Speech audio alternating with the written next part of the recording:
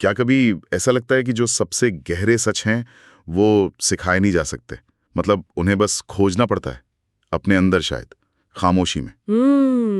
ये सवाल तो जे कृष्णमूर्ति के काम का बिल्कुल केंद्र है और आज हम उन्हीं के कलेक्टेड वर्क्स पर बात करने वाले हैं।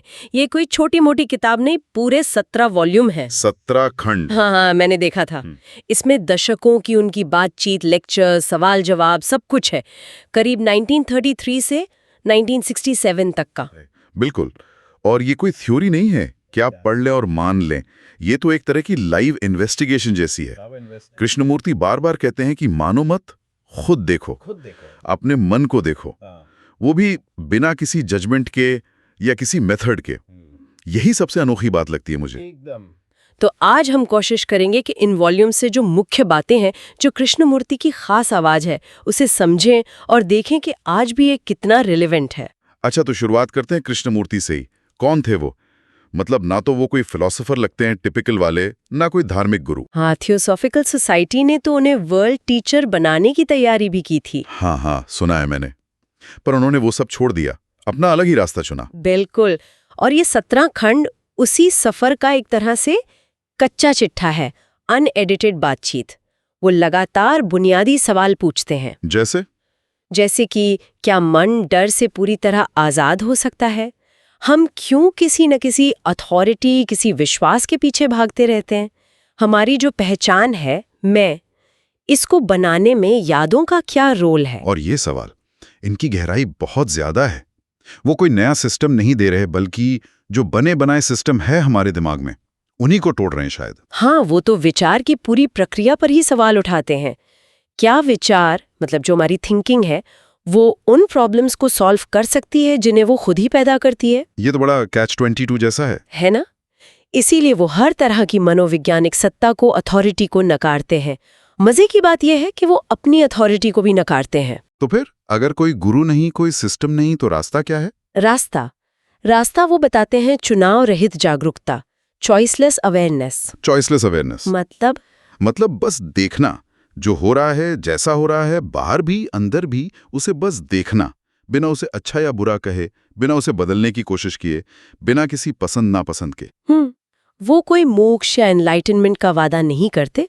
वो बस कहते हैं कि अभी को, इस पल को पूरी तरह से अनुभव करो, बिना किसी उम्मीद के, बिना किसी बचाव के। उनकी बातों में कहीं कहीं उपनिषदों या बुद्धिज्म की शून्यता की झलक मिलती है, पर ऐसा लगता नहीं कि वो कहीं से उधार ले रहे हैं। बिल्कुल, वो एकदम ओरिजिनल है।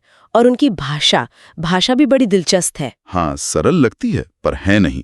कभी कभी लगता वो जानबूझकर एक ही बात को अलग अलग तरह से कहते हैं, गोल गोल घुमाते हैं। शायद इसलिए ताकि हम सोचना बंद करके महसूस करना शुरू करें। हमारी जो सोचने की ऑटोमेटिक आदत है, वो धीमी पड़ जाए। हाँ, हो सकता है। कभी कभी तो वो वाक्य के बीच में ही रुक जाते हैं, जैसे इंतजार कर रहे हो कि सुनने वाला खुद अपने अंदर देखे। इसीलिए ये सिर्फ पढ़ना नहीं है, ये एक एक्सपीरियंस है, एक डायरेक्ट चैलेंज है। कोई रेडीमेड फॉर्मूला नहीं है अपनाने के लिए। नहीं, बिल्कुल नहीं। बस एक अलर्टनेस है, एक देखने की अवस्था। और आज के टाइम में जहाँ इन्फॉर्मेशन की इतनी बाढ़ है, ये और भी जरूरी हो जाता है। सही बात है। ये दुनिया से भागने की बात नहीं करते। नहीं, बल्कि उसे और साफ साफ देखने की बात करते हैं।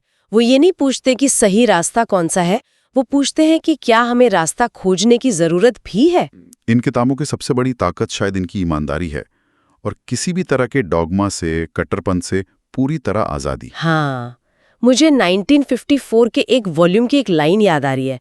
कुछ ऐसा था कि असीम को समझने के लिए मन का असाधारण रूप से शांत, स्थिर होना जरूरी है। वाह, ये सिर्फ एक कोट नहीं, ये तो एक इनविटेशन है, एक चुनौती। वही खामोशी शायद जिसकी बात हमने शुरू में की थी, वो उनके तरीके का हिस्सा है, कोई फिक्स्ड स्ट्रक्चर नहीं है। हाँ, मतलब इसे आप सरसरी तौर पर नहीं पढ़ सकते, पूरा ध्यान देना पड़ता है। सही कहा।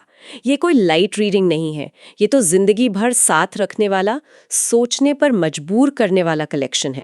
कृष्णमूर्ति ने कहा था, सत्य एक पथहीन भूमि है, मतलब कोई बना बनाया रास्ता नहीं है वहां तक पहुंचने का। हाँ, और शायद ये 17 खंड हमें कोई नक्शा नहीं देते, कोई मंजिल नहीं दिखाते, पर एक तरह की रोशनी जरूर देते हैं। शायद इतनी रोशनी कि हम अपनी आंखें खोलकर खुद देख सकें और अपना रास्ता खुद बना सकें। बिल्कुल, खुद चल सकें। तो इस चर्चा ने यकीनन सोचने के लिए बहुत कुछ दिया है। अगर आपको भी ये बातचीत अच्छी लगी है और इसने आपके विचारों को जगाया तो हमें सब्सक्राइब करें, लाइक करें और शेयर भी करें। और हाँ, आप अगली बार किस किताब पर ऐसी गहरी चर्चा सुनना चाहेंगे, हमें नीचे कमेंट्स में जरूर बताइएगा।